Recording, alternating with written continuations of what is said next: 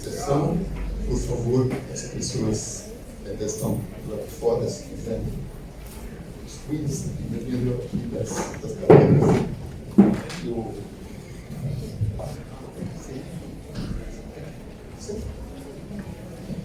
Essa é uma ocasião importante que a Universidade de São Paulo, mais uma vez, hoje recebe o professor William Happ aqui nas Arcadas. Ele falou ontem na cidade universitária e hoje aqui conosco.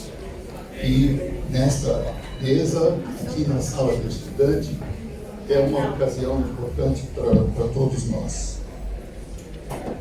Genocídio, crimes de guerra, crimes contra a humanidade, limpeza étnica, tratamento desumano e degradante que configura tortura, criminoso e generalizado uso da fome como arma de guerra, arsenal completo de um processo colonialista e imperialista voltado contra a população civil. Mais de 2 milhões de indivíduos, inclusive mulheres e crianças, mantidos em condições miseráveis, obrigados a se deslocarem de um lado para outro, com bombardeios e tiroteios, alvejando reiteradamente quem está na fila para receber alimento em Gaza. Enquanto isso, de maneira violenta e miliciana, prossegue o avanço da ocupação abusiva e ilegal da Cisjordânia, como declarou a Corte Internacional de Justiça no parecer de julho de 2024. E em setembro do mesmo ano acatou a Assembleia Geral da ONU por mais de 140 estados, assinalando o prazo de 1 ano para pôr termo a essa violação dos direitos do povo palestino. De nada adianta o direito diante do uso da força sem qualquer limite. O direito tem sido sistematicamente ignorado pelos colonos e pelo governo de extrema-direita de Israel. Além disso, tem se multiplicado incidentes, agressões e violência contra religiosas e sacerdotes cristãos, contra igrejas e mosteiros, há séculos em Jerusalém, em atentados perpetrados por fanáticos que os querem expulsar da terra, que também é santa, para as 3 religiões monoteístas. Esses atos em Gaza, Cisjordânia e em Jerusalém são impulsionados e tolerados pelo governo de extrema-direita de Israel e têm se repetido com assustadora violência e frequência, como parte de campanha para expulsar todos os não-judeus da Terra Santa.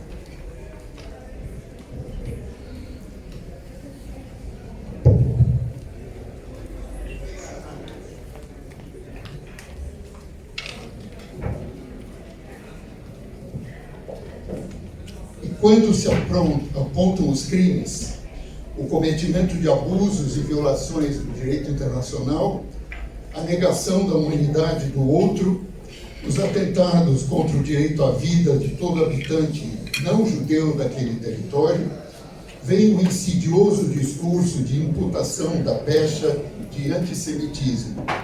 Vem a tentativa de vitimização por parte do agressor, tentando calar qualquer manifestação contrária a esse extemporâneo e violento processo de colonialismo imperialista. Está em curso a destruição intencional e sistemática do povo que se encontra no caminho dessa máquina mortífera, o exército mais bem equipado, com armamentos de última geração, ricamente financiado e amparado política, econômica e militarmente pelos Estados Unidos e, em segundo lugar, pela Alemanha. É necessário fazer uma clara linha divisória entre as justas e pertinentes críticas aos crimes e abusos cometidos, em curso e anunciados, contra toda a população civil palestina, o que não é e nem pode ser apodado de antissemitismo, que tem como alvo todo o povo e claramente não é verdade neste caso. Felizmente, muitas vozes judaicas têm se manifestado contra esses crimes israelenses tais como rabinos e judeus ortodoxos, intelectuais judeus de prestígio, como hoje Ilan Pappe, que já esteve também online conosco, Neve Gordon, Michael Link, William Schabas, tem se levantado contra os abusos cometidos pelo governo de extrema-direita de Israel. Nesse sentido, o Fórum Permanente sobre Genocídio e Crimes contra a Humanidade da USP tem se manifestado desde 2020 em palestras e debates, e continuamos a fazer como hoje com a presença de Ilan Pappe e dos demais integrantes dessa mesa e de cada um dos presentes hoje nas arcadas. E esse trabalho tem que continuar. Ilan Pappe nasceu, se formou na Universidade de Haifa, lecionou na Universidade de Haifa e tem há alguns anos dirigindo os estudos nessa área na Universidade de Exeter, no Reino Unido, e tem importantes livros sobre a questão, inclusive 2 recentemente traduzidos e publicados no Brasil. E thank you so much, Professor Pappe. You have the floor.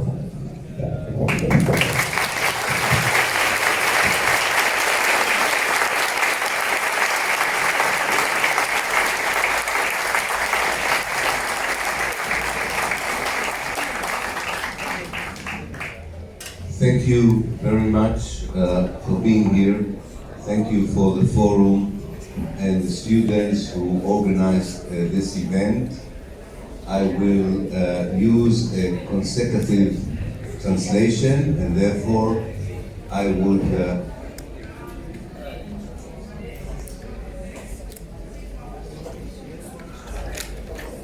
okay.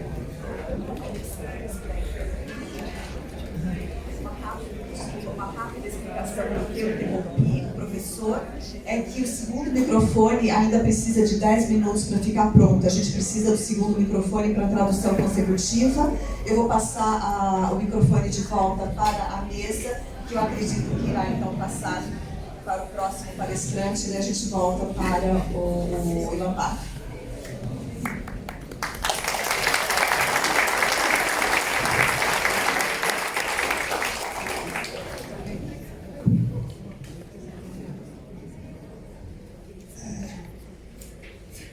Professores e alunos lá do São Francisco, os caros amigos, hoje ao encontrar Ilan Pappe neste lugar, eu tive a mesma alegria, a mesma emoção que tive alguns meses atrás, ao receber no meu escritório em São Paulo a figura incomparável de Noam Chomsky, o decano de idade avançado que se encontra na casa dos 90 anos, o decano de idade dentre as notáveis personalidades judaicas que honram a civilização judaica nas suas origens, protestando contra aquilo em que se transformou o Estado de Israel. Falta-nos neste país, infelizmente, alguma coisa parecida. Nós não temos, entre judeus brasileiros, nada na geração de Noam Chomsky, na geração de Ilan Pappe. Nada de parecido.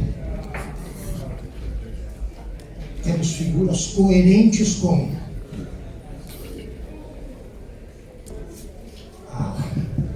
a inteligência colaboracionista do nosso meio acadêmico,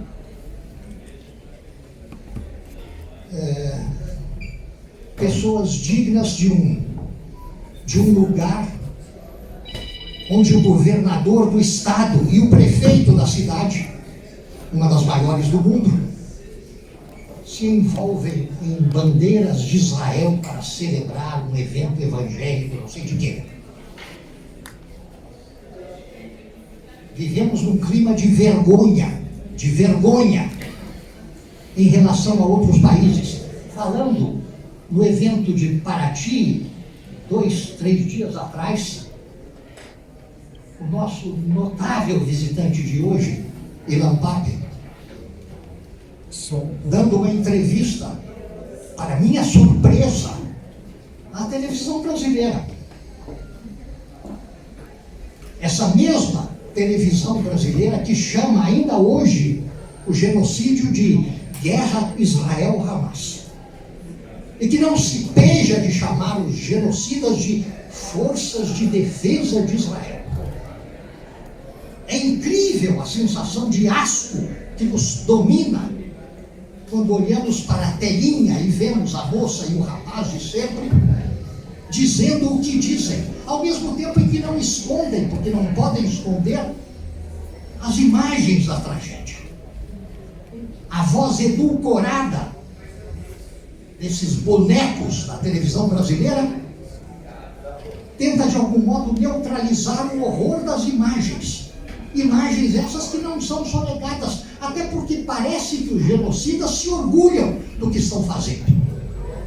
Não procuram esconder. É numa hora como essas que a alma se reconforta quando recebemos alguém como o Ilan Pape.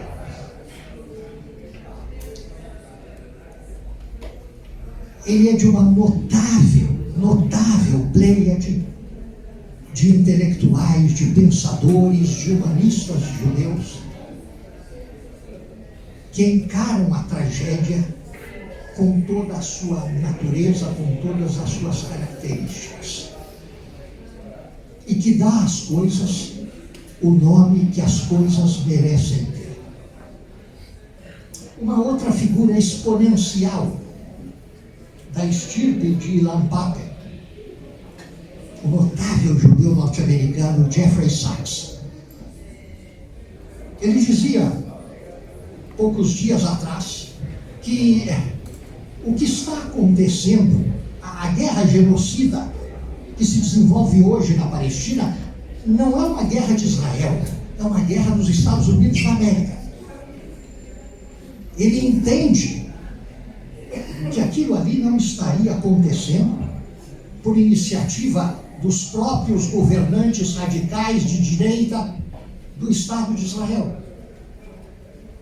Isso não estaria acontecendo se não fosse o histórico patrocínio norte-americano. Embora existam algumas vozes, ali mesmo nos Estados Unidos, que se perguntam quem exatamente manda em quem? Quem é o agente, ou em termos mais crus, quem é o capanga, quem é o mandante? No momento em que as rédeas do governo norte-americano são assumidas por um sociopata, do qual não se pode esperar nada, além de uma série de calamidades que, independentemente da tragédia palestina, calamidades que destroem o direito internacional, humilham a Organização das Nações Unidas, fazem os professores de direito internacional como nós nos perguntarmos se devemos continuar mentindo aos estudantes que existe uma ordem jurídica internacional, que existe uma organização fundada sobre o direito. É um momento terrível esse que estamos vivendo. A reação tem que dar-se à altura do momento e é na voz serena, calma, bem mais segura do que a minha, de Ilan Pape, que teremos ali aberto um caminho de esperança, como queremos todos como merecemos todos, como merece o povo palestino, como merece a raça humana. Muito obrigado. Vamos aplaudir.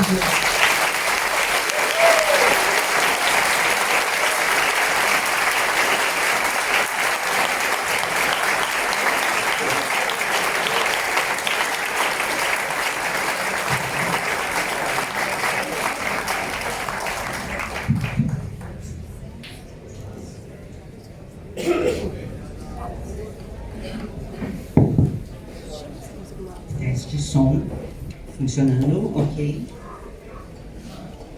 Mais alto, talvez. Todo mundo ouve, como prefere. Tô seguindo aqui. Ok. So once again, Nice. even better. Thank you so much for being here. Thank you for the organizers. Very honored to be with such a distinguished panel. Thank you all for joining me. And this is indeed a crucial moment. Okay. This is indeed a crucial moment in the history of Palestine, but I think it's a crucial moment also in the history of humankind. Meus agradecimentos à mesa, aos organizadores. É uma mesa ilustríssima. É uma honra estar aqui presente. E esse é um momento crucial, não apenas na história da Palestina, mas também na história da humanidade. Calling the Israeli actions against the Palestinians since the 7th of October 2023 a genocide is a very important contribution to using the right language when referring not only to what happened in the last 2 years, but what happened in Palestine in the last 140 years.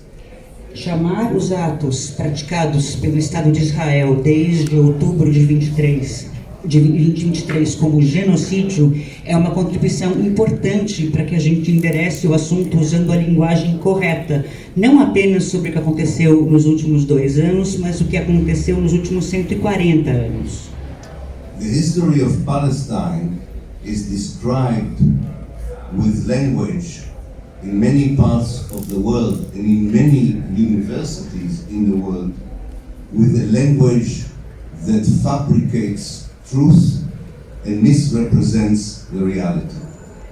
A história da Palestina é representada em muitas universidades com uma linguagem que fabrica a verdade e representa equivocadamente a realidade. This wrong language, this misrepresentative language, was used to convey a set of myths about Palestine that helped the project of Zionism to thrive and to get to the point we are in it today of genociding the people of Gaza. Essa linguagem equivocada foi utilizada para perpetuar uma série de mitos que atendem ao projeto sionista e que levam à situação que vivemos em Israel hoje. It began with calling the Zionist movement a movement of return, a movement of redemption, rather than talking about it as a movement of colonialism. Começou chamando o projeto sionista de um movimento de retorno, um movimento de redenção, e não, como era na prática, um projeto de colonização. It continued with talking about the Palestinians as nomads who didn't care to move outside of Palestine for the sake of building a Jewish state.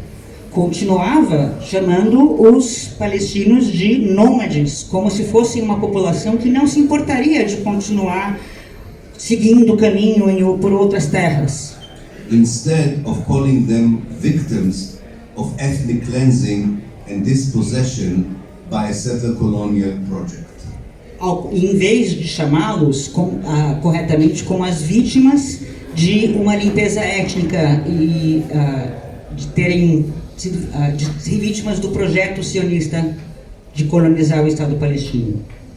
And it continued with framing the native indigenous resistance to colonialism as act of terrorism.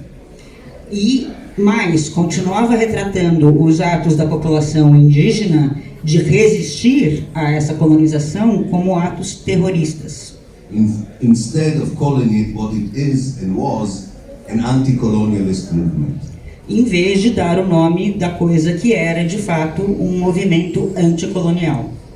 There is hardly a university in the global north that teaches the history of Zionism as colonialism and the resistance of the Palestinians as anti-colonialism.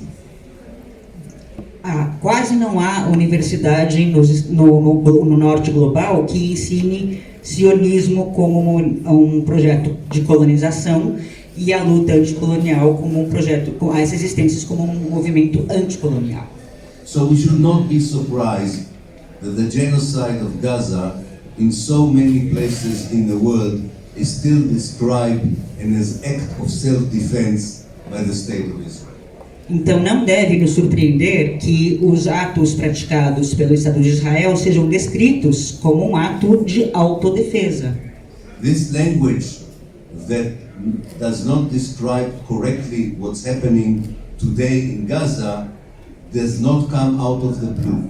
It's part of a dictionary that is used and was used to give immunity to the Zionist project against the Palestinians. Essa linguagem que é usada não veio do nada, ela foi desenvolvida e é praticada para excluir a população palestina. Final da frase. Para justificar o que é feito com a população palestina e dar imunidade a esses atos. But outside the academia, outside of the political establishment in many parts of the world, the civil society was using for many years the right vocabulary, the right dictionary to describe what happened in the past in Palestine and what is occurring today.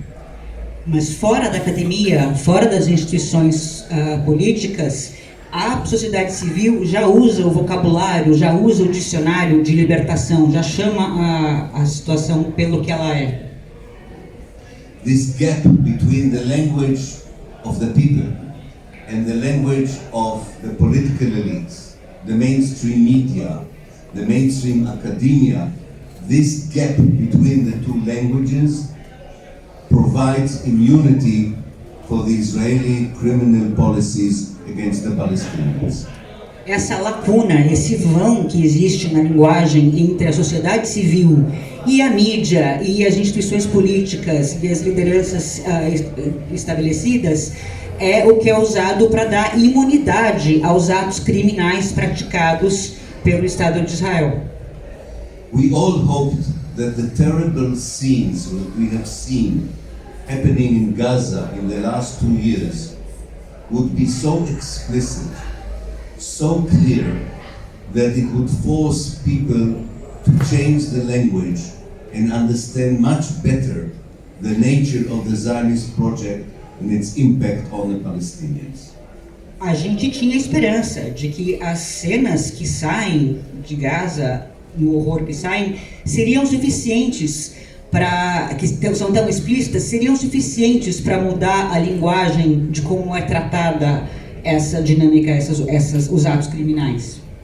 But in very few countries there were enough academics, politicians or journalists that were willing to use the right language and show moral courage that was needed in order to defend the Palestinians from extinction. Em poucos países a gente pode ver acadêmicos suficientes usando a linguagem correta para descrever que o que estava acontecendo era um extermínio da população palestina, usar a linguagem para descrever que era isso que estava acontecendo. On the contrary, in universities in Europe and in the United States, there was pressure on academics not to use the right language, and academics were threatened that if they use the right language, they would be condemned as supporters of terrorism and people who believe in anti-Semitism. Ao contrário, quem ousou usar a linguagem correta sofreu ameaças, inclusive de que se usasse a linguagem correta seria taxado ou até rotulado como apoiando o terrorismo. The worst case is Germany, and I mention Germany because it is the most important country in the EU that a change in its policy can stop the genocide tomorrow.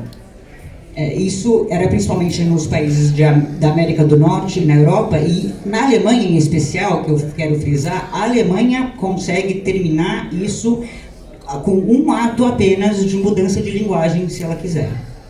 The German media and the German academia are not only afraid to use the right language, they are also afraid to mention the historical and moral context for what happened in the last 2 years. Na Alemanha há um medo não apenas de usar a linguagem correta, mas especialmente de dar um contexto moral e histórico do que está acontecendo hoje. German academics were instructed directly not to use the word context when discussing what happened in the last 2 years. Docentes na Alemanha tiveram a instrução explícita de não usar a palavra contexto quando falando da situação atual. And it gives me great hope and encouragement that in the University of São Paulo we can use the right language when talking about Palestine. Me dá muita esperança.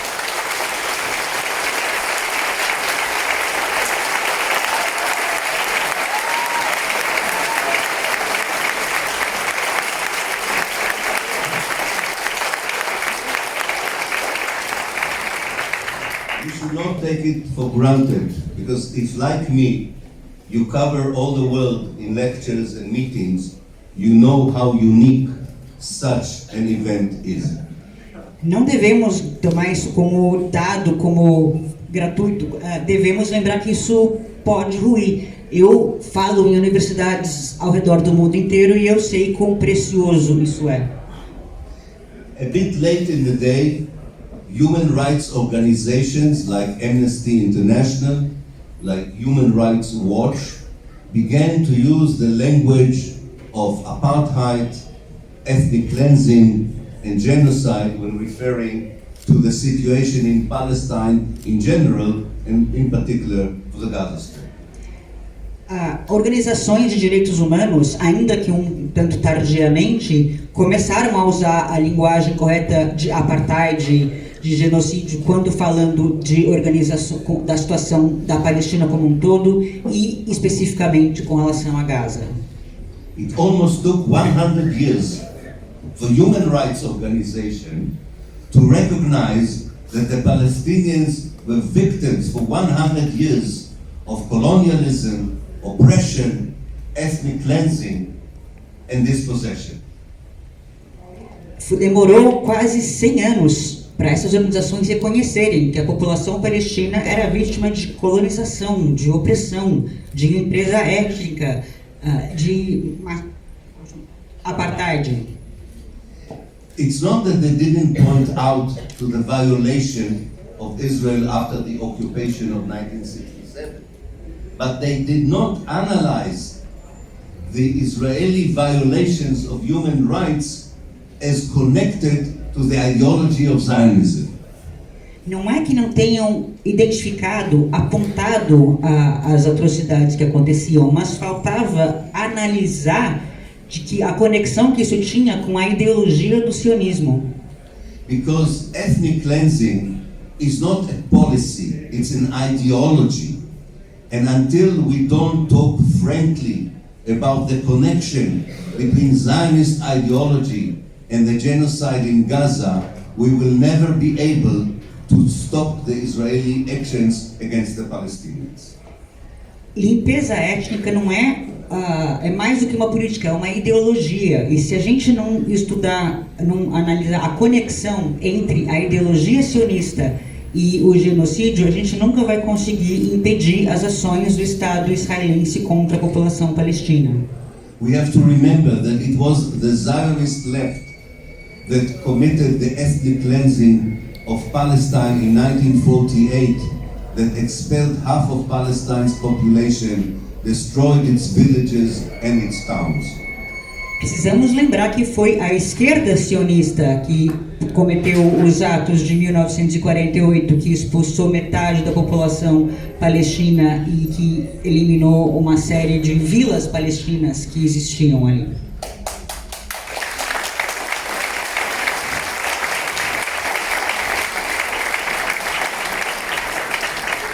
It also took quite a long time for the International Court of Justice, the International Criminal Court, to use the right language when referring from a legal position to the situation in Palestine. Também demorou para que a Corte Internacional de Justiça e a Corte Criminal Internacional usassem a linguagem correta quando falando dos aspectos jurídicos desse conflito. But of course we welcome the use, the employment of the right vocabulary by these institutions in the last 2 or 3 years. E é claro que consideramos como algo que é bem-vindo o uso do vocabulário correto por essas instituições nos últimos 2, 3 anos. But this is exactly the point where we're asking ourselves, is using the right language enough to save the Palestinians from the destruction that Israel is planning for them? Mas a gente então se pergunta, usar a linguagem correta é suficiente para impedir a destruição do povo palestino pelo governo israelense? And this is where we have our doubts of whether the use of the language by the international legal tribunals will be the only step necessary to stop not only the genocide that is occurring now, but to stop what Israel is planning for the West Bank, for the Palestinians in Israel, and for the region as a whole. Então essa é a dúvida, se é suficiente o uso da linguagem correta por esses tribunais internacionais para impedir as ações não só do genocídio atual, mas também dos planos do governo israelense para a Cisjordânia. So many of us have doubts whether the system that was built as international law after the Second World War, as a result of the Second World War, was really a universal system, or was it a Western system that disregarded not only the rest of the world, but what the West did to the rest of the world? Ou seja, é um sistema internacional que foi criado após a Segunda Guerra Mundial, e essa é a dúvida, ele foi criado, ele é um sistema de fato universal, ou ele é um sistema principalmente ocidental, que não apenas ignora o resto do mundo, mas ignora o que o Ocidente fez com o resto do mundo? It was very noble to know that in 1948 there was the Declaration of Human Rights, but at the same year South Africa declared its apartheid law. Israel committed ethnic cleansing against the Palestinians, and in the south of the United States, the local states instituted apartheid against the African Americans. Ou seja, tivemos a nobríssima Declaração Universal de Direitos Humanos, no mesmo ano em que a África do Sul declarou seu regime de apartheid, Israel executou uma limpeza étnica na Palestina e o sul dos Estados Unidos instituiu um regime de apartheid na região sul do país. And we were all excited when in 1960 international law included colonialism as a violation of human rights, but on purpose decided that settler colonialism is not an issue that interests the international law. E aí a gente também pareceu valioso quando em 1960 o direito internacional reconheceu que colonialismo é uma violação de direitos humanos, mas que o colonialismo de assentamento não interessa à comunidade internacional. If there was a moment in history where the international system, not only of law, of politics, of morality, could have shined, could have convinced us that there is a universal system here, it was in the last 2 years. Se houve uma oportunidade histórica do sistema, não apenas jurídico, mas um sistema político, um sistema moral, se ele realmente quisesse brilhar, mostrar que realmente existe, não houve uma oportunidade mais propícia do que nos últimos 2 anos. But until now it's very clear that Israel is treated as part of Europe. And because it is part of the Western Europe even, there is very little hope so far for the global north to take the necessary action to stop the genocide. Fica claro que Israel é considerado pela Europa, e se considera e é considerado pela Europa como parte dela, especialmente como parte da Europa Ocidental. Então, nesse contexto, há muito pouca esperança de que o norte global tome alguma ação para coibir a ação de Israel sobre o povo palestino. And it's not surprising, because the establishment of the State of Israel was a European project. It was a European solution for European anti-Semitism that had nothing to do with the Palestinians in the Arab world, but was implemented at the expense of the Palestinians and the Arab world. Então não surpreende que Israel, criado como um projeto europeu, era uma solução europeia para o antissemitismo europeu e que não tinha nada a ver com os palestinos e árabes da região, e que, inclusive, a solução europeia foi colocada às custas da população árabe palestina. And if we will come out of this episode in the history of Palestine, still having no confidence in international law, in universal values, this will not only affect our ability to defend the Palestinians, it will also disable us to deal with the problems of the world that needs global cooperation, whether it is global warming, poverty, immigration, and social justice. Se a gente vai conseguir, se a gente tiver alguma saída dessa questão palestina que mantenha, se a gente não tiver uma confiança no direito internacional, em valores universais, e consiga então defender a Palestina, a gente também não vai ser capaz de produzir efeitos para qualquer coisa que exija que o mundo coopere, seja pobreza, seja imigração, seja mudança climática. So finally, I would say that struggling for justice in Palestine is struggling not only for the sake of the Palestinian, but for the sake of a better world. Thank you.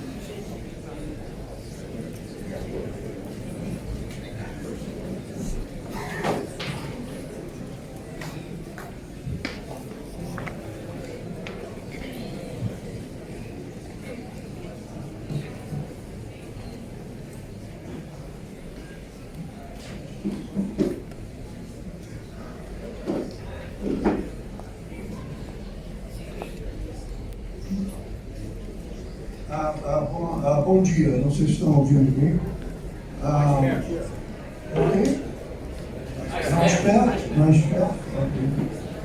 Mais perto. Estudantes, colegas, amigas e amigos. Certamente depois de falar do Paulo Casiel, meu amigo e o Lampap, não é uma tarefa fácil.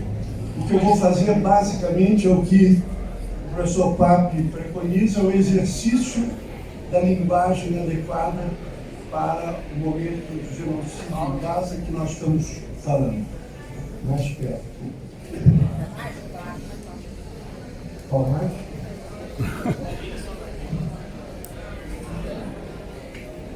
Professor Ilan Pape, o Brasil se engrandece com sua presença entre nós. Muito obrigado por estar aqui. Sua obra fundamental como historiador e sua incansável denúncia da opressão ao povo palestino são uma referência maior para todos nós que ao redor do mundo defendemos os direitos humanos dos palestinos diante do genocídio em curso.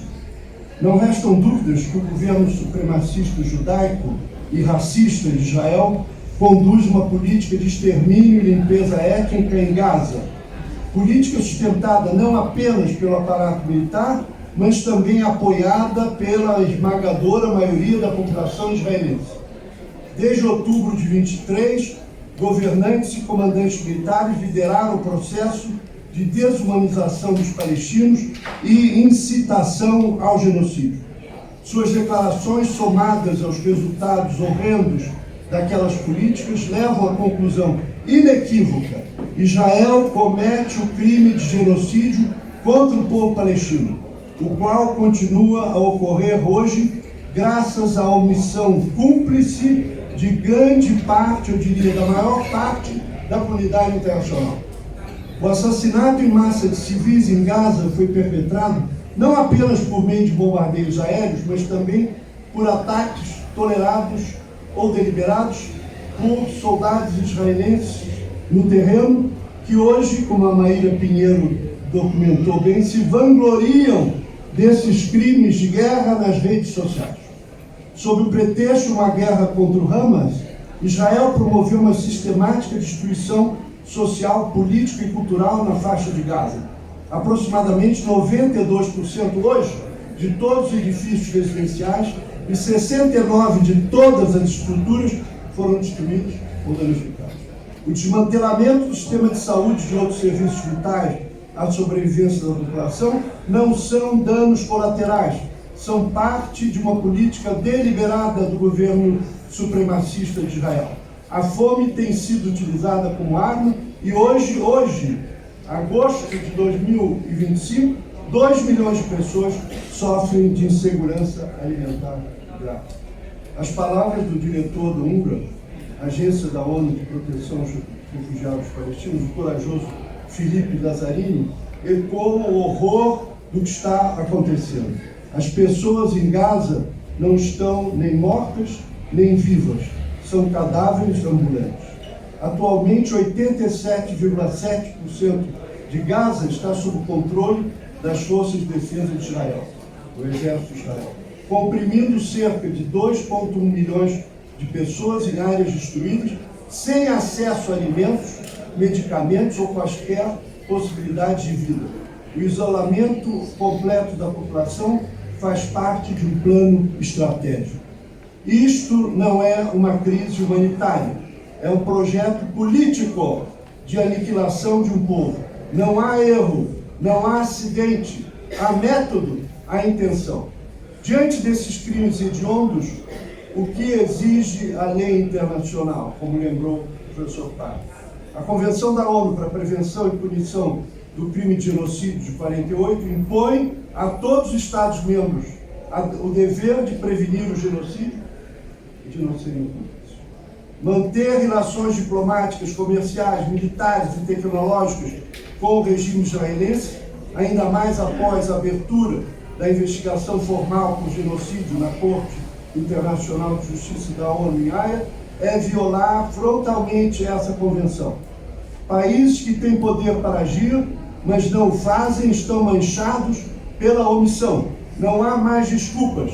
Sem sanções imediatas e concretas a Israel, em breve é um cemitério que o mundo reconhecerá na faixa de Gaza. É urgente.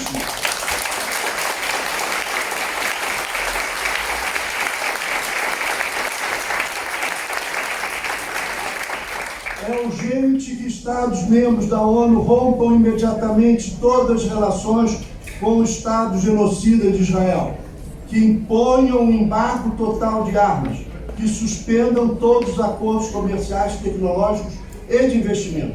Essa é a única linguagem que o regime supremacista israelense entende. O presidente Lula e o governo brasileiro têm defendido incansavelmente os direitos dos palestinos diante do genocídio.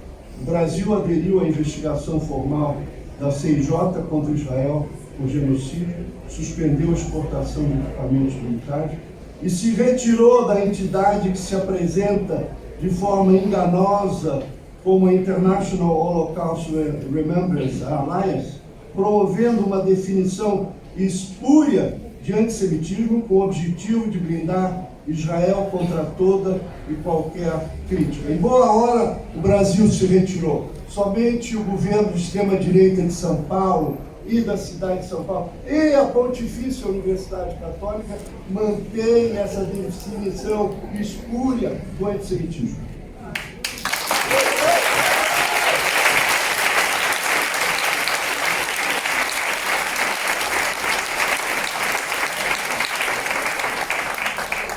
Mas o momento histórico exige mais. Está na hora de o Brasil romper todas as relações diplomáticas e comerciais.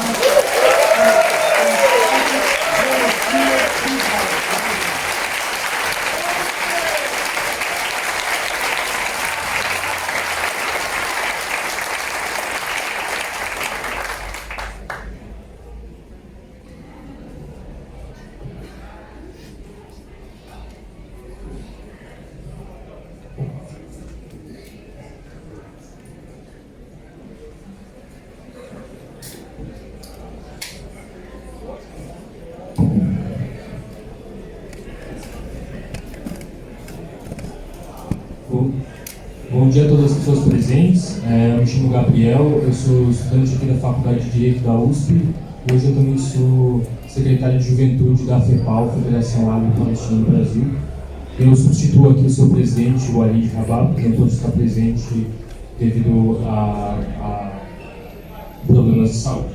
Em primeiro lugar, cumprimentar a mesa, cumprimentar ele, que organizou esse evento a partir da FEPAL, a minha colega de faculdade, presidente do Centro Acadêmico 11 de Agosto, Julia Long, os professores Paulo Borba Castelo desta casa, bem como o Paulo Sérgio Pinheiro, o ex-ministro Francis Rezende, ex-chanceler também, ex-juiz da Corte Nacional de Justiça, a ativista Soraya Nisser e a advogada Maria Pinheiro, e uma saudação especial ao nosso convidado, Bruno Paco. É uma honra dividir com você essa noite. Nós estamos hoje diante de um genocídio irrefutável. Vemos na TV e nas redes sociais a destruição de Gaza e a dizimação do seu povo diariamente. É um genocídio que vem sendo transmitido ao vivo pela primeira vez na história por quase 2 anos em sua nova fase desde outubro de 2023. Hoje, no entanto, vivemos a fase mais cruel desse genocídio, a de ruir toda a sociedade palestina, não só pelas bombas e pelos fuzis, mas também pela fome e pela doença. Isso vem sendo denunciado por inúmeras organizações de direitos humanos e noticiado largamente. Israel mata de fome e doenças premeditadamente, bem como assassina os palestinos em busca de comida nos centros de distribuição de alimentos, que são taxados inclusive pela ONU como centros de distribuição letal, que já mataram centenas, se não milhares de palestinos. Importante notar que, mesmo que não se tratasse de um sistema tão cruel e sanguinário, não tornaria Israel menos perverso ou genocidário. Reflitamos. Nos campos de concentração de Hitler na Alemanha nazista, quem distribuía comida aos prisioneiros judeus eram os soldados supremacistas. Isso os fazia mais humanos? É claro que não. Bom, esse uso indiscriminado da fome e das doenças é a fase mais aguda do genocídio palestino que vivemos desde o dia 7 de outubro. Vemos nossos irmãos morrendo na Palestina diariamente, agora por inanição. Vemos as mães implorando por um pedaço de pão para seus filhos. No Brasil e no mundo, no entanto, não devemos apenas lidar com a limpeza étnica do nosso próprio povo, ou lutar contra ela. Também enfrentamos hoje a acusação de antissemitas e um discurso que torna Israel representante de todos os judeus da terra que não podem falar por si mesmos. Torna o sionismo ideologia nacionalista e supremacista que sustenta o Estado assassino, sinônimo de judaísmo. Inclusive, esse discurso ecoa nos corredores dessa gloriosa faculdade, mesmo que de forma velada, por juristas que aparentam algum progressismo ou humanismo, mas que se calam diante das mortes palestinas. Gostaria de dizer, categoricamente, que não vamos deixar de defender o povo palestino e que quem não se levanta contra o genocídio é conivente com ele. Quem não luta contra a limpeza étnica na Palestina é uma vergonha para a academia brasileira e é uma vergonha para essas arcadas.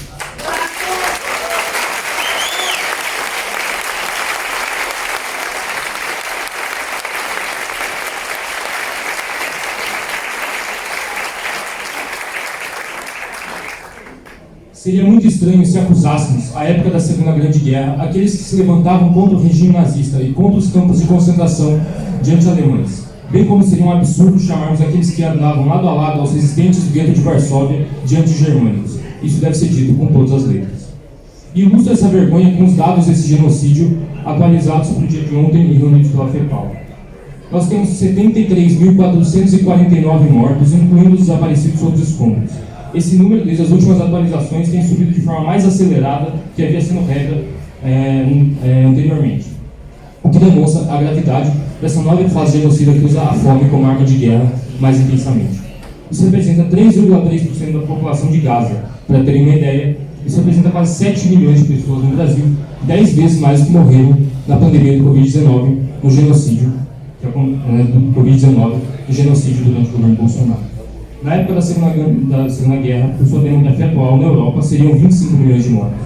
O número de feridos também tem um salto alarmante. Subiu para 159.705 pessoas, o que pode ser reflexo, por exemplo, dos ataques aos centros de distribuição de comida.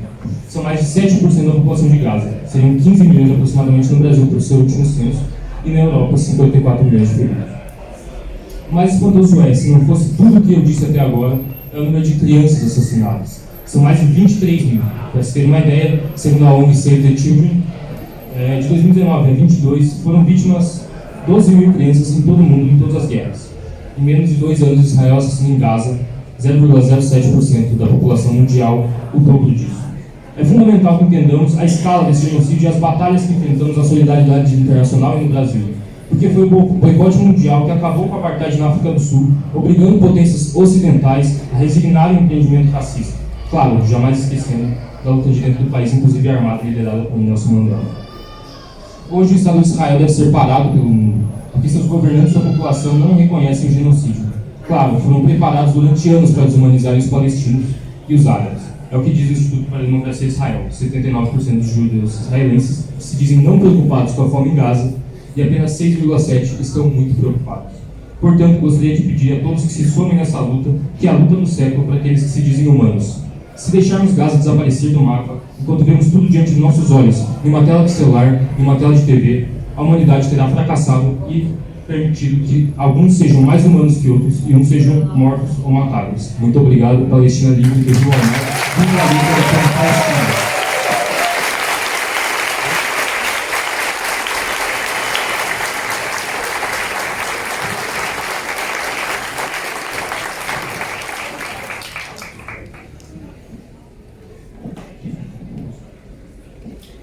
Obrigado, Gabriel.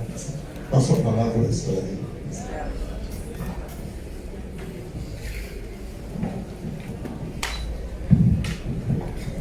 Muito obrigada.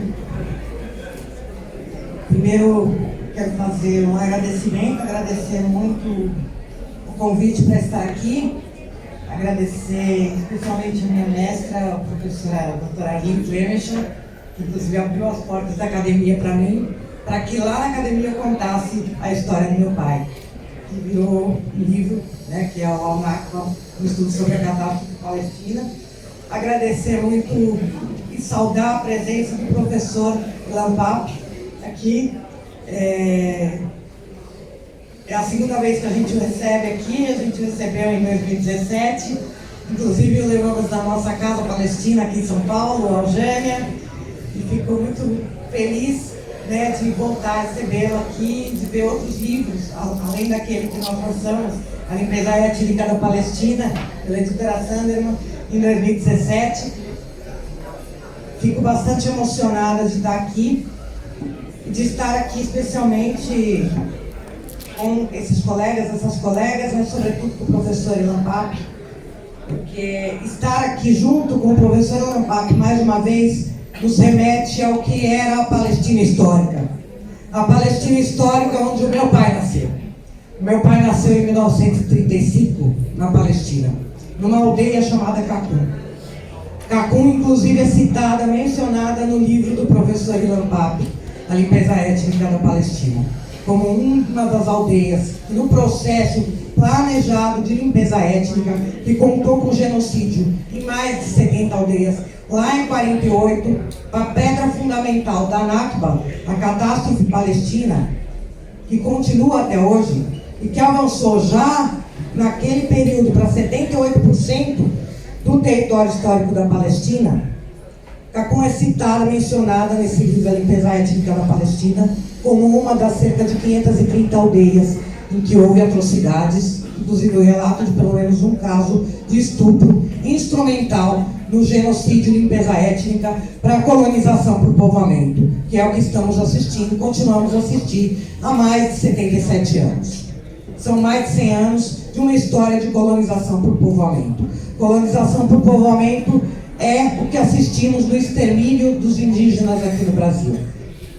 Exige a substituição da população nativa por outra estrangeira. Esse é o projeto colonial sionista. E uma contínua Nakba que nós assistimos perante uma cumplicidade internacional histórica que segue a nos criminalizar, a nos desumanizar, a nos demonizar. E eu vendo o professor aqui, estando com ele, eu disse que isso nos remete à Palestina histórica, a Palestina histórica que o meu pai contava, porque ele nasceu em 35, e ele contava que era nessa aldeia onde ele vivia, a aldeia de camponeses, em que eles tudo que precisavam a terra provia, dizia que nunca uma criança perguntou para outra: você é judeu? E havia uma minoria de judeus palestinos. Você é muçulmano ou você é cristão? Com você eu não brinco. O problema foi o sionismo, o problema é o sionismo é um projeto colonial racista, o sionismo tem que acabar.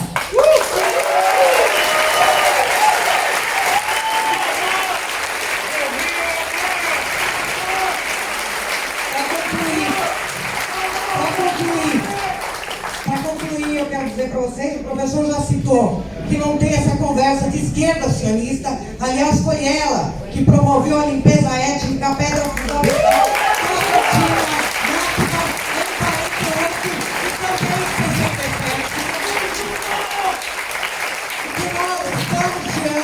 de uma tentativa de solução final na contínua Nakba de extermínio do povo palestino.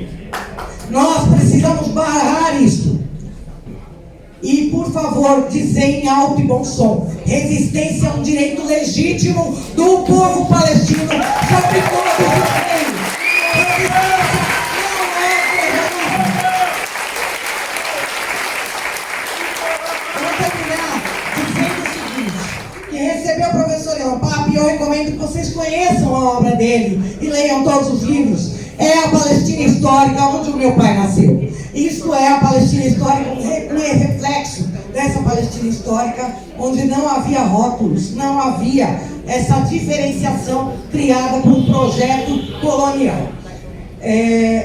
Eu quero falar para vocês que a gente tem uma palavra árabe que significa sumud, que significa firmeza, persistência, resiliência como resistência, sobre todos os aspectos da nossa vida. E o nosso compromisso é que não seremos apagados do mapa. Resistimos, persistimos, existimos. E precisamos que todos que estão aqui se sintam como os palestinos. Somos todos palestinas, somos todas palestinas, porque a Palestina foi convertida no laboratório do mundo por esse como enclave militar do imperialismo.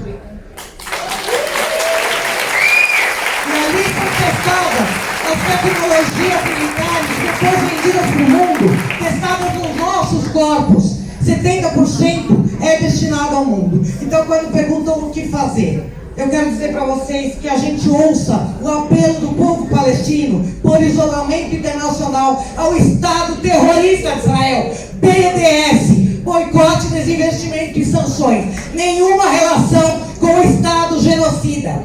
Infelizmente, o Brasil exporta petróleo para Israel e isto precisa parar. Infelizmente, nós importamos tecnologia militar para Israel e isto precisa parar. Então, além das medidas progressivas e importantes, muitas simbólicas, ainda tímidas e insuficientes para parar um genocídio, nós precisamos avançar e entender que precisamos sim exigir que Lula rompa todas as relações com o Estado genocida Israel.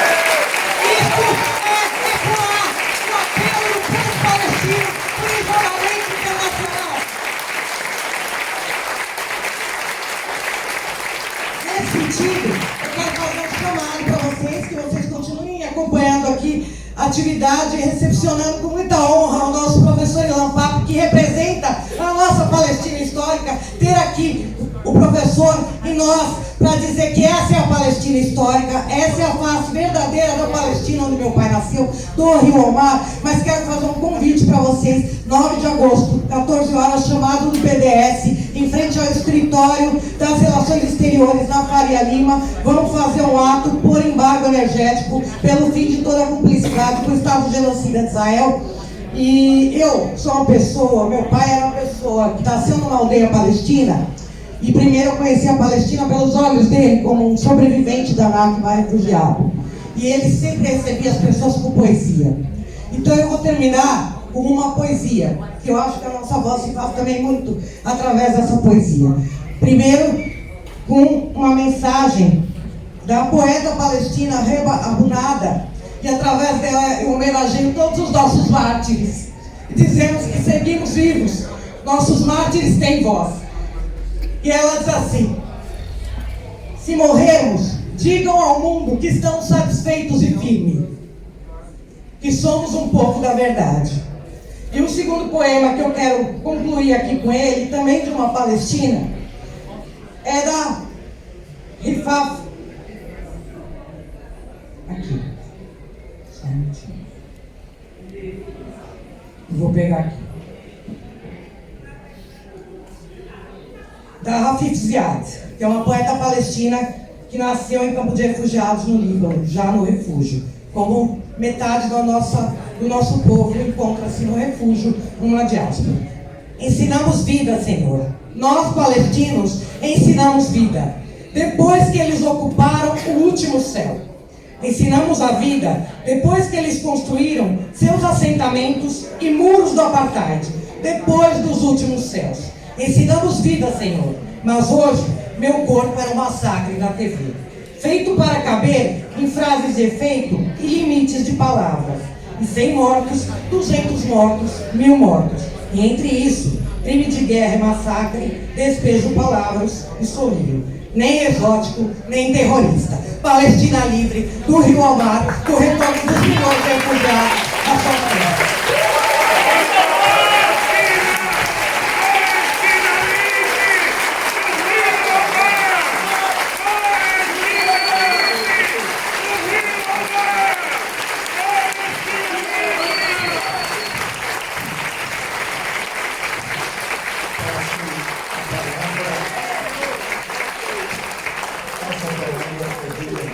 Presidente do Centro Acadêmico Anjamã.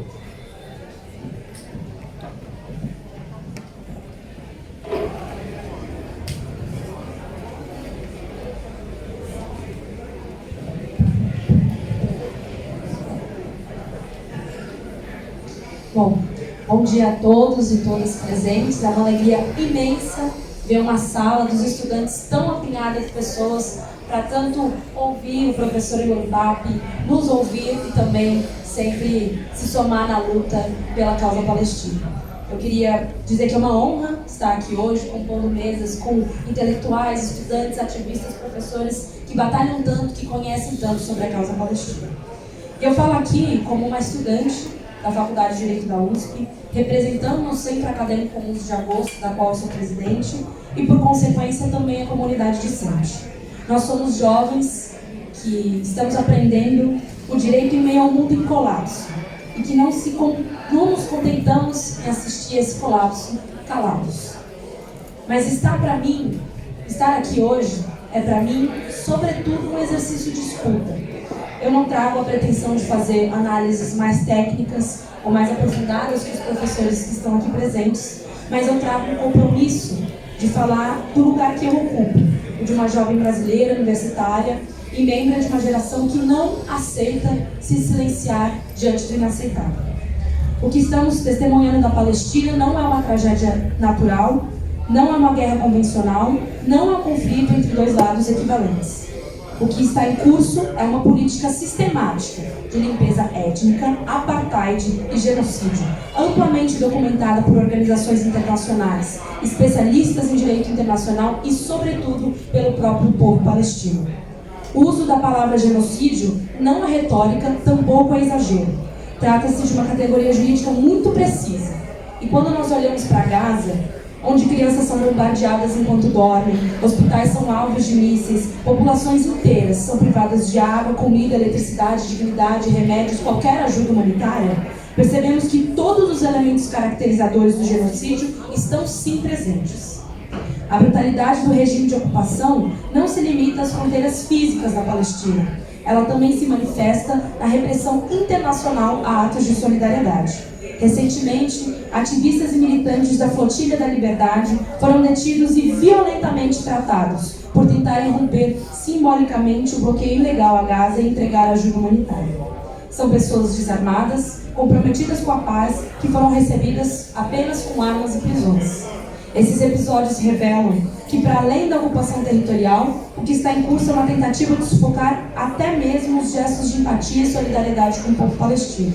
Isso também é um ataque direto à democracia global e qualquer liberdade de expressão.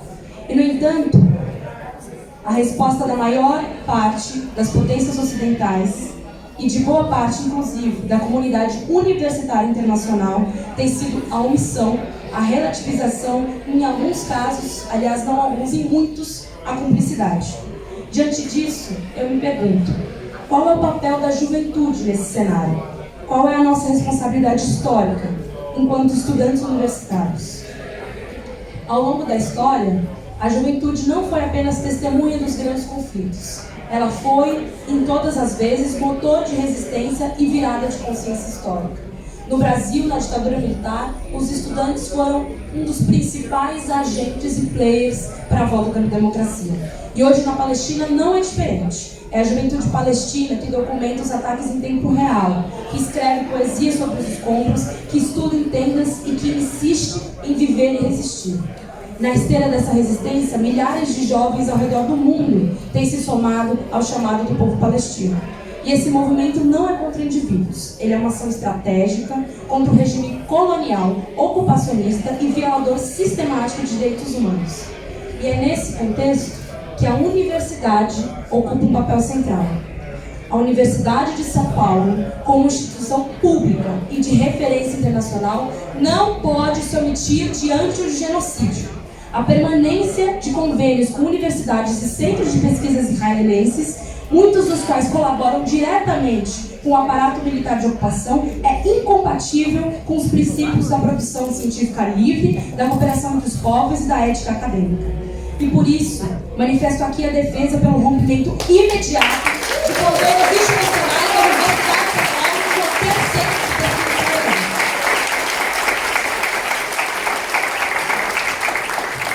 E quando defendemos o rompimento dos convênios universitários com instituições israelenses, não estamos apenas falando de contratos burocráticos ou de formalidades institucionais. Estamos falando de coerência ética. Recentemente, Benjamin Netanyahu declarou com todas as letras e com orgulho que Israel matou os cientistas para impedir o avanço de pesquisas tecnológicas. Essa fala não é apenas um escândalo diplomático, é uma ameaça direta à ideia de ciência como bem público e um sintoma muito claro da militarização da produção do conhecimento.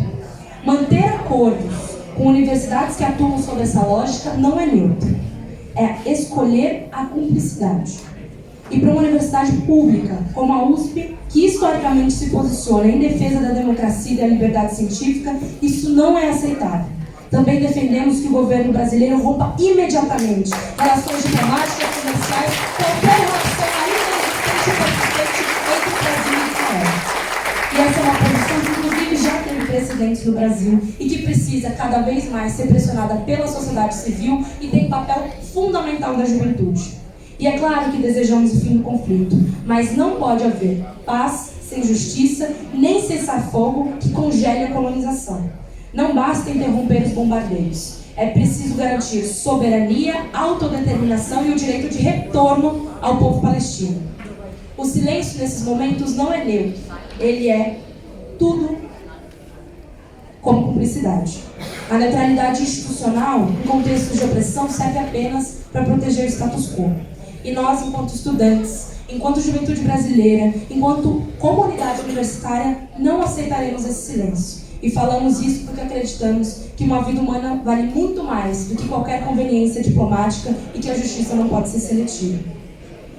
E se a juventude é chamada sempre a sonhar, então que lutemos coletivamente para que nenhuma criança precise aprender o nome de uma bomba antes de aprender a escrever o próprio nome. Que a Universidade de São Paulo, o Brasil e as universidades de todo o mundo estejam do lado certo da história, que é do lado da vida, do lado da liberdade e do lado da justiça pelo povo palestino. E se o presente é de luta, o único futuro possível é uma Palestina livre do rio ao mar.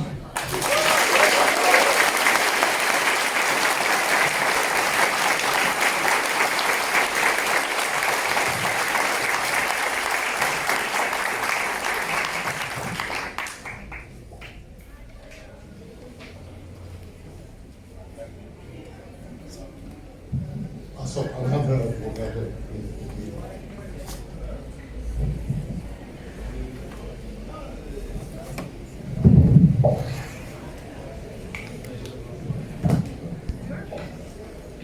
Bom dia a todas, todos e todos.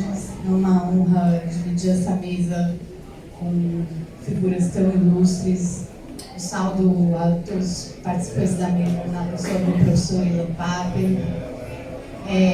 Eu venho atuando já há algum tempo em casos de tentativas de mobilizar as jurisdições domésticas com base no princípio da jurisdição universal, para que criminosos de guerra envolvidos no genocídio em curso atualmente na faixa de Gaza sejam responsabilizados pelos seus crimes quando eles saem de Israel, já que em Israel não existe um histórico concreto, tangível, de grandes consequências pelas ações ilegais desses soldados. E até agora a gente teve alguns pequenos avanços, mas ainda não conseguimos nenhuma prisão, ainda não conseguimos apreender um celular que provavelmente vai estar recheado de provas de crimes de guerra quando a gente conseguir. E enquanto a gente está aqui falando, pregando em maioria para convertido, a gente está aqui num momento de celebração em que a maioria das pessoas presentes nessa sala tem um acordo programático com o que está sendo dito. O Brasil é o paraíso de veraneio desses criminosos de guerra. Então, depois deles...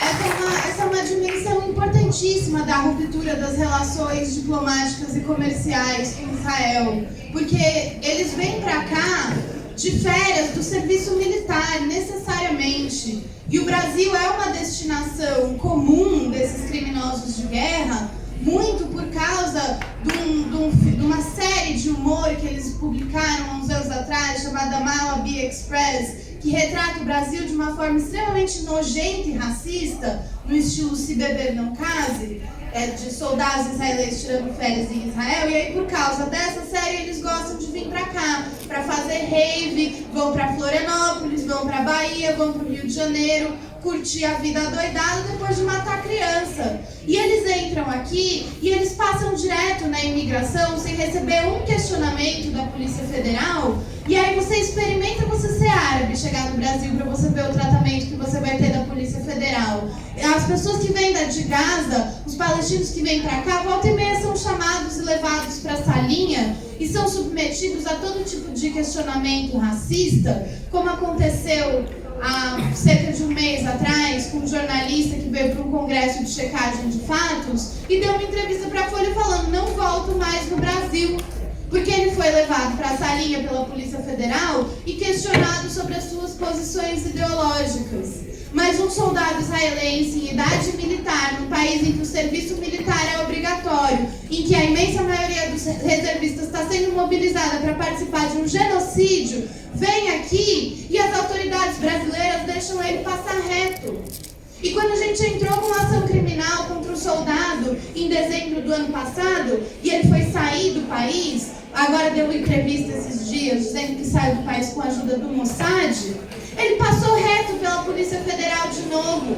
Tinha um alerta no passaporte do soldado Yuval Wagner que a gente pediu para o Ministério Público Federal. E a única coisa que a Polícia Federal brasileira perguntou para ele foi o que ele veio fazer no Brasil. Não fizeram uma pergunta sobre o serviço militar dele. Os processos que a gente entra contra os soldados aqui, sabe o que o Ministério Público Federal fala? Que as condutas são atípicas. Isso significa, para quem não é do direito que está aqui nessa sala, que o Ministério Público Federal do Brasil, diante de vídeo de soldado explodindo casa, vídeo de soldado atirando nas pessoas, selfie na frente de mesquita em chamas, diz: essa conduta não é crime no ordenamento jurídico brasileiro, porque nós não temos uma lei federal que internalizou o Estatuto de Roma.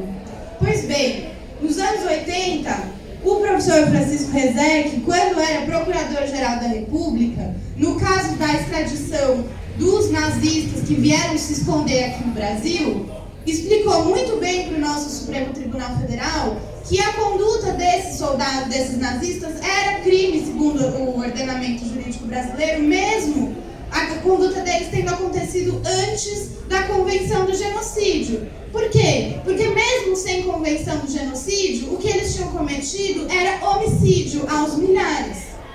Esses soldados, eles cometem explosões, eles cometem crime de incêndio, eles cometem crime de tortura, eles cometem crime de homicídio. Mas o Ministério Público Federal brasileiro não tem coragem e dignidade de enfrentar umas cartinhas da CONIB, não tem coragem e dignidade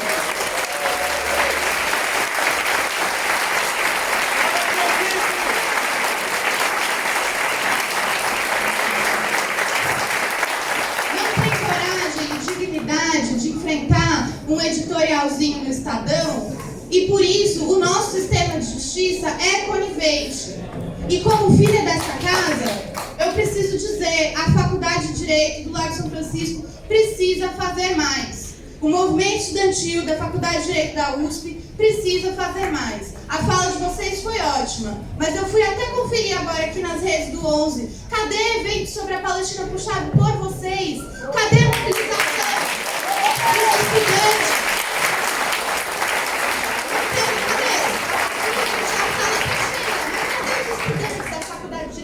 São Francisco nessa sala? Cadê os estudantes do Largo São Francisco nos eventos, nos atos que a gente faz de rua? Eles não estão lá. E a gente precisa que a academia brasileira, vou concluir, a gente precisa que a Faculdade de Direito do Largo São Francisco produza conhecimento jurídico sobre extraterritorialidade, sobre jurisdição universal, porque o verão está chegando e vai vir mais uma leva de criminosos de guerra para cá. E enquanto a gente não tiver a ruptura de relações diplomáticas, porque parece que não vai vir, parece que vai demorar, a gente precisa, através do povo e da academia, fazer com que esses criminosos de guerra não se sintam seguros e confortáveis aqui.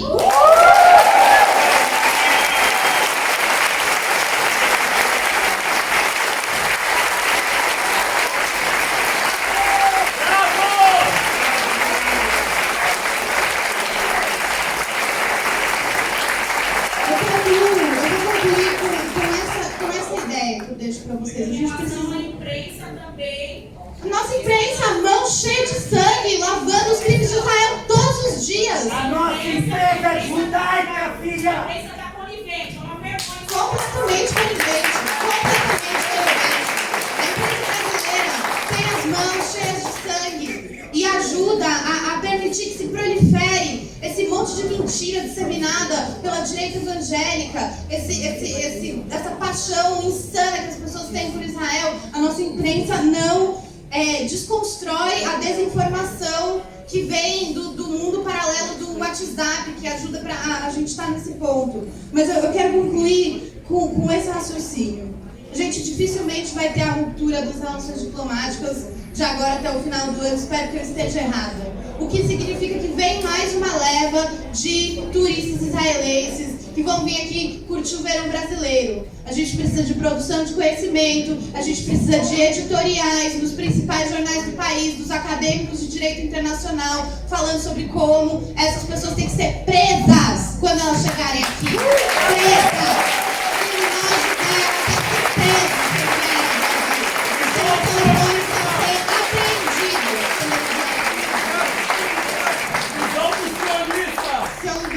De criminoso de guerra é atrás das grades ou embaixo da terra. É isso.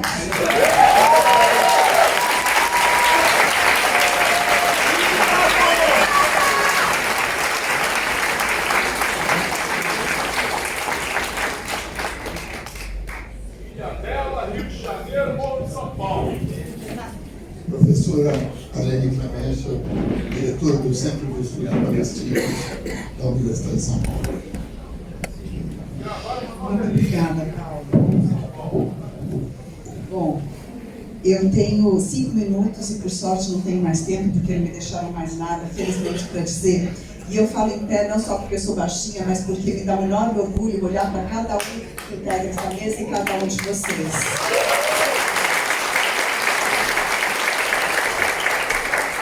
Começando de lá para cá, a expositora Maíra Pinheiro, advogada brilhante, que se junta a essa mesa, Paulo Sérgio Pinheiro, que é ex-secretário de Direitos Humanos, atual comissário da Comissão Internacional Independente de Inquérito sobre a República Árabe da Síria, pessoa de enorme prestígio no plano nacional e que tem conseguido ações impressionantes com a sua fala, com a sua voz, com a sua moral no cenário da USP e do Estado de São Paulo, para não dizer do Brasil, na presença da querida Soraya Messler, que eu conheço desde que ingressou na faculdade com um mestrado de Partir Coração e lindas pesquisas com o pai dela. O ex-ministro, que me dá tanto orgulho de poder compartilhar essa mesa, Francisco Rezec, ex-juiz da Corte Internacional de Justiça, quando a Corte Internacional de Justiça julgou o muro e emitiu um parecer consultivo que foi a pedra fundamental para o lançamento da campanha de BDS. Porque essa campanha de BDS, lançada em 2005, um ano depois do 7 de julho de 2004, quando saiu o parecer consultivo, usava o parecer para dizer: todos os países signatários da Corte Internacional de Justiça têm a obrigação de aplicar as resoluções da Corte Internacional de Justiça. E agora a gente está falando em outro momento histórico, quando o Brasil se une ao processo da África do Sul na Corte Internacional de Justiça, e a África do Sul vem sofrendo pressão inimaginável, vem sofrendo consequências inimagináveis. Então a gente não pode desprezar o que o Brasil fez, a gente tem que valorizar o que o Brasil acaba de fazer, de se juntar formalmente, apoiando essa ação e incentivar o nosso governo a fazer um pouquinho mais. Mas não tem feito pouco, evidentemente, a gente saúda cada passo que ele dá, né? E o ilustre colega Paulo Casella, colega desta casa, o professor Paulo Casella, que preside essa mesa hoje, membro integrante e fundador do Fórum sobre Genocídios e Crimes contra a Humanidade. Não tenho palavras para falar do Ilan Papo, certo?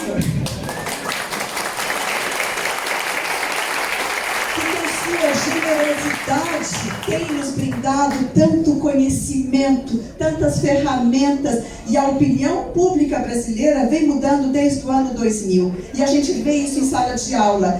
20 anos atrás eu entrava em sala de aula e eu tinha que começar explicando a diferença entre árabe e muçulmano. Hoje eu entro em sala de aula e os alunos já chegam muito mais preparados, porque existem livros, existe acesso, existe conhecimento acumulado. E mesmo com toda a falsificação que a mídia faz, todo o problema de terminologia usada para falsear a realidade, a juventude é mais esperta do que isso, né? E por isso eu chego então também à juventude que nos representa desse lado, o Centro Acadêmico 11 de Agosto, e não é à toa que a gente está falando nessa sala dos estudantes, porque foi ela que acolheu todos esses nomes que vocês estão vendo, foi ela que trouxe para essa luta a audácia da juventude, a coragem que precisa. A gente precisa justamente dessa união, a voz da sabedoria, do conhecimento, do acúmulo, da divulgação de toda essa bagagem. E os jovens que têm a coragem, a audácia de sonhar, porque eles tomam o presente de assalto, porque o futuro é deles. Eles não podem esperar, assim como o palestino não pode esperar. E é isso que a gente precisa.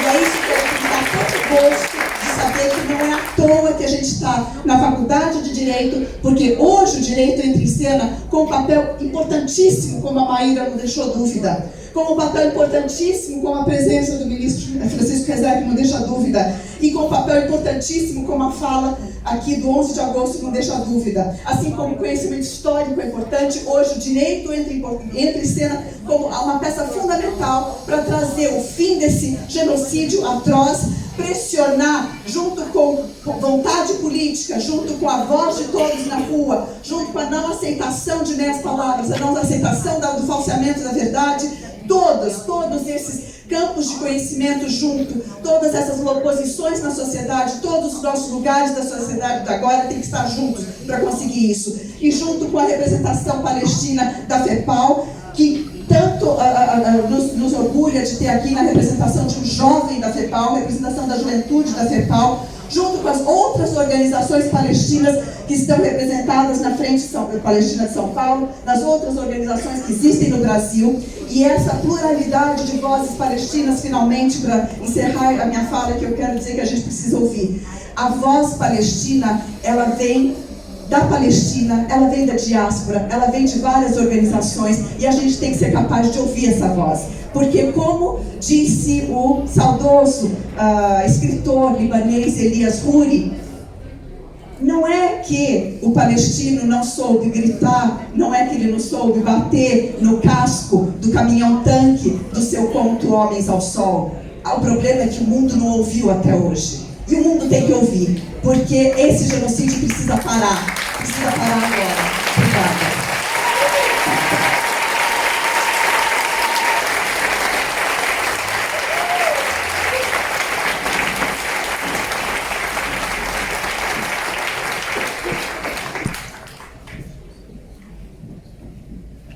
Professor Ilan Pape, once again, thank you so much for being here with us today. E agradecer a presença de todos os colegas, componentes da mesa, todos os presentes.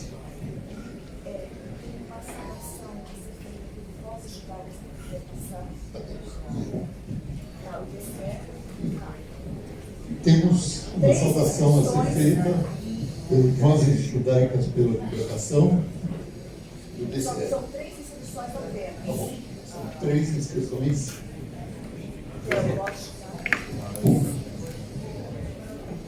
Obrigado. Bom dia a todas e todos. Meu nome é Alex Delua e eu faço parte do coletivo Vozes Judaicas por Libertação, um coletivo de judeus antisionistas que luta pela libertação da Palestina e por um judaísmo livre do sionismo. Em primeiro lugar, gostaríamos de saudar a realização dessa atividade com tantas figuras e organizações importantes da causa palestina no Brasil. Esse é mais um esforço fundamental para a nossa formação política e, acima de tudo, para a pressão pelo total rompimento do Brasil com o Estado de Apartheid de Israel, responsável, ao lado dos Estados Unidos, pelo genocídio que há mais de 600 dias se desenrola diante dos nossos olhos, sem que nenhuma grande potência tenha tido a coragem e a grandeza moral para tomar as ações necessárias para impedir. Agradeço também ao Centro de Estudos Palestinos da USP, em nome da professora Aline Clementia, pela organização desse evento e pelo convite ao Voz para realizar essa saudação.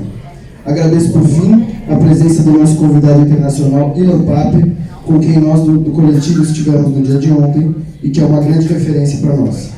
No seu trabalho e na sua militância, Pape demonstrou de forma complexa e ao mesmo tempo didática as raízes históricas da limpeza étnica na Palestina e da situação em que a gente se encontra hoje. Ele desafiou a um só tempo os mitos da narrativa oficial de Israel e a acusação de antissemitismo, com a qual o consenso sionista busca dissimular críticas ao Estado de Apartheid e evitar que o seu caráter colonial seja exposto. No nosso encontro de ontem, o Pape disse que, em teoria, não deveria haver um movimento só de judeus em solidariedade à Palestina, ecoando o ensinamento do grande revolucionário e romancista palestino Ghassan Kanafani, que dizia que a causa palestina é a causa de toda a humanidade. Todos nós temos o dever de nos mobilizar pelo fim do genocídio e da ocupação e por uma Palestina livre, do rio ao mar. A causa palestina nunca deveu aos judeus a sua legitimidade, que vem unicamente do direito dos palestinos à sua nação e à liberdade. Acontece que o Estado colonial sionista construiu sua hegemonia dizendo representar todos os judeus do mundo, e há mais de 70 anos utiliza a identidade judaica e o trauma histórico do Holocausto como álibi para suas ações genocidas e para a limpeza étnica. Por esse motivo, para desarmar essa camada de proteção de Israel, nós nos juntamos aos milhares de judeus do mundo que gritam não em nosso nome e recusam ter suas histórias usadas como justificativa do genocídio. Buscamos conscientizar as nossas comunidades e a população em geral aquilo que a perversa ideologia sionista quis que nos esquecêssemos, que a liberdade só pode existir de forma coletiva e não para apenas um povo, que o estabelecimento de um estado de apartheid não nos torna mais seguros, muito pelo contrário, ameaça a nossa segurança, que os judeus têm uma história milenar de convívio com a diferença e em diversas regiões do mundo, e que por conta da nossa própria história como judeus, somos radicalmente contra qualquer doutrina de pureza étnica e racial, que por fim, sionismo não é judaísmo. Desde a nossa fundação a gente bate nessa tecla e a gente saudou e defendeu o governo Lula quando ele tomou as ações necessárias, como a saída da Aliança Internacional para o Holocausto, que nem o professor Paulo Sérgio mencionou, e também criticamos quando achamos que ele precisava ir mais além do que só declarações bonitas. Hoje, a gente precisa deixar muito claro, nós, do Vozes Judaicas por Libertação, somos a favor do rompimento de todas as relações com Israel.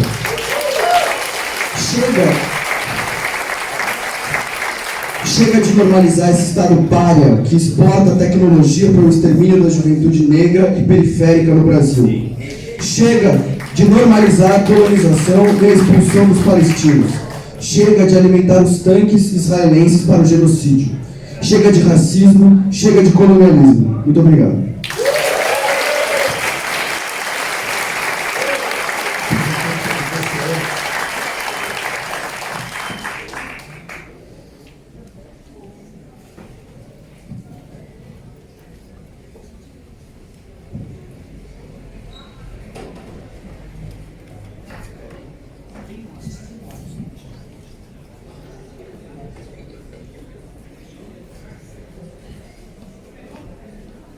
Bom, prazer, me chamo Vanderlei, sou estudante de Relações Internacionais, construo o DCLV da USP pelo Movimento Correnteza, né? E queria começar colocando aqui, né, saudando esse espaço e a grande oportunidade que a gente tem de discutir com grandes nomes sobre a Palestina, né, e sobre a luta do povo palestino. E queria começar aqui apontando justamente a grande contradição dessa universidade, né, que, por exemplo, mantém um Israel Corner em um espaço público, né, enquanto não mantém nada parecido com relação à representação do povo palestino. Uma universidade que mantém convênios, intercâmbio com universidades israelenses que são ativamente ligadas ao genocídio, que financiam o genocídio e produzem tecnologia para as forças militares de Israel, e que ao mesmo tempo é justamente Israel que não permite que os estudantes da USP possam fazer intercâmbio nas universidades palestinas. É uma grande contradição que a gente tem que estar pronto para poder lutar contra. E a nossa luta tem que ser feita baseada nas nossas entidades estudantis. Temos que construí-las diariamente. Todos os estudantes podem sim lutar, porque já provamos no passado que a luta estudantil pode conquistar. Guerras inteiras já foram abandonadas, paralisadas e vencidas contra o imperialismo por causa da luta dos estudantes organizados em nossas entidades, como DCS, como centros acadêmicos. E é isso, pessoal. Oi, pessoal do Bolsa Top, também sou diretora do DCLV da USP pelo coletivo Juntos. Eu acho que é muito importante que a gente continue cultivando espaços como esses, espaços de resistência na nossa universidade, que a gente sabe que tem um lobby sionista muito grande, que ameaçou a expulsão de estudantes e a não formação de estudantes por defenderem a Palestina. Então é muito importante que a gente cultive espaços como esses, como foram também os acampamentos que nós do DCE ajudamos a organizar no ano passado pela Palestina, inspirado também na luta internacional dos estudantes americanos. E nesse sentido também, acho que é muito importante que a gente diga que quanto mais o genocídio avança, quanto mais o holocausto avança, maior será a resistência dos jovens, maior será a resistência dos estudantes, porque já está claro o caráter dessa ofensiva de Israel. E nós seguiremos resistindo, e quanto maior for a opressão, nós dobraremos a aposta, derrotaremos Israel, derrotaremos o genocídio e libertaremos a Palestina.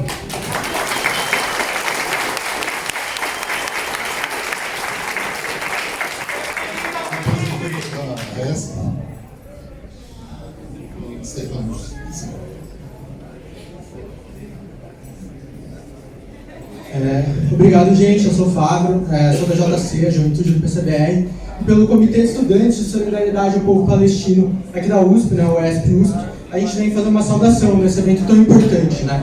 Queria falar que, bom, como bem pontuou o professor Papp, a linguagem correta é vital, mas não basta em si. O governo Lula reiteradamente acerta em denunciar os crimes de Israel, mas é necessário que isso seja acompanhado de uma prática política condizente. Não podemos tolerar relações diplomáticas e comerciais com Israel no governo federal, nas parcerias com governos estaduais, ou também nessa universidade, que coopera com a produção de tecnologia que é utilizada para o extermínio do povo palestino. O SPP vem aqui, portanto, para dizer: Palestina livre, do rio ao mar. Oi, gente, eu sou a Clara, do Rebeldia, e estou aqui para falar que a juventude e o UESP precisa ecoar o chamado nas universidades pelo fim das relações com o Estado genocida de Israel. É hora da gente subir o tom com o governo Lula e questionar: se a gente não vai romper as relações com Israel agora, quando a gente vai romper? O Brasil é cúmplice do genocídio em Gaza e a USP também. Por isso que a gente precisa organizar os estudantes para lutar contra esse massacre televisionado e exigir o fim dos convênios entre as universidades e o Estado genocida de Israel. A juventude precisa estar do lado do povo palestino e não do lado da tecnologia e da ciência que sustentam esse horror. Lula rouba relações com Israel já, pelo fim dos convênios da USP com as instituições sionistas. Palestina livre do rio ao mar. Oi, gente, eu sou o André, faço parte da Festa Revolucionária. Saudar muito a mesa, porque justamente Papp mostra como que é importante usar o conhecimento que a gente está produzindo aqui a serviço da luta do povo palestino, diferente justamente do que vem sendo a Universidade de São Paulo, que mantém os convênios com Israel, mantém os convênios com universidades sionistas, e que justamente é importante a gente estar fazendo essa mesa aqui, levantando essa voz, retomando a força dos estudantes que internacionalmente levantaram contra esse genocídio, para colocar a necessidade de todo o rompimento, todas as rupturas com o Estado sionista de Israel, inclusive porque nesse momento o Brasil é o 5º país que mais manda petróleo para Israel, para os estudantes do sionismo. Precisamos estar lutando contra isso, lutando justamente pelo fim de todas essas relações. É isso, gente.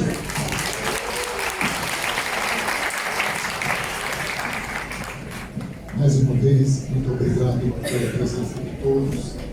E é importante que essa conscientização e esse trabalho continue.